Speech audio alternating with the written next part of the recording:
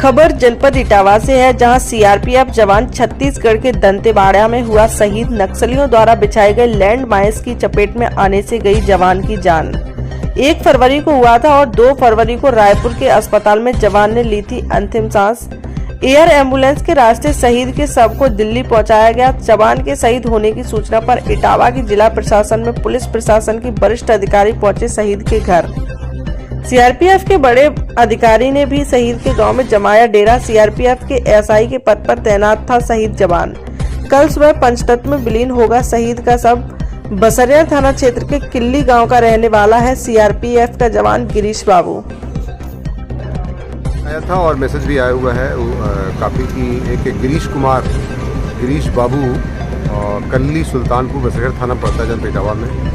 वो छत्तीसगढ़ में जो है दंतेवाड़ा में एक आईडी का ब्लास्ट का शिकार हो गए थे और उनका इलाज के दौरान एम्स में दिल्ली में उनकी मृत्यु हो गई थी और उनकी बॉडी हमारे जनपद में आ चुकी है और हम और डीएम साहब पूरे अपने सभी जो भी अधिकारी कंसर्न थे, वहाँ के कमांडेंट और आईजी भी आए हुए हैं ग्वालियर से और ये कई अधिकारी कई स्टाफ भी आए हुए हैं। ससम्मान जो है वो यहाँ पर रिसीव कर लिया गया हमारे और डीएम साहब द्वारा और कल उनका जो है 10 से 12 के बीच में जो है अंतिम संस्कार जो है ससम्मान पूरे जो भी उसके नॉर्म्स होते हैं उसके हिसाब से किया जाएगा।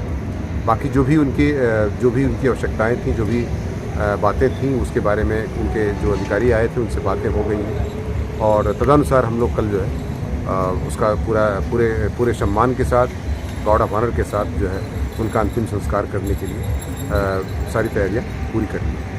परिजनों से भी बात हुई है, क्या बताया परिवार में? परिजनों से बात हुई है।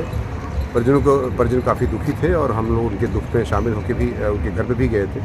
घर से भी वापस आ रहे हैं तो वो निश्चित तौर से उनका यही कहना था कि सर जो है जो भी हमारी दिक्कतें होंगी या कोई बात होगी तो हम लोगों को आपका सहयोग कभी चाहिए। तो हम लोगों ने इस पर आश्वस्त भी किया कि अगर कोई भी आवश्यकता या कोई भी सहयोग पड़ता है या कोई आवश्यकता पड़ती है तो we are ready all the time.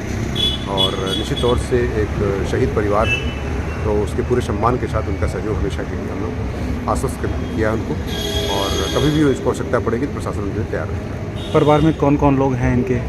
परिवार में उनके भाई थे, उनके बेटे थे और उनके 2 बेटे हैं और 2 बेटियां हैं। बेटियों की शादी हो गई है, एक बेटे की भी शादी हो गई है, एक बेटा अभी शादी नहीं हुई है उसकी और परिवार वालों से बात हो गई है। गाँव वालों से बहुत गाँव काफ़ी भीड़ थी वहाँ पर तो उन गाँव वालों से भी काफ़ी बातें हुई हैं, रिश्तेदारों से भी बातें हुई। तो निश्चित तौर से हमारी संवेदना उनके पूरी परिवार के साथ है और कल उनका ससम्मान जो है संस्कार किया जाएगा। ठीक सर।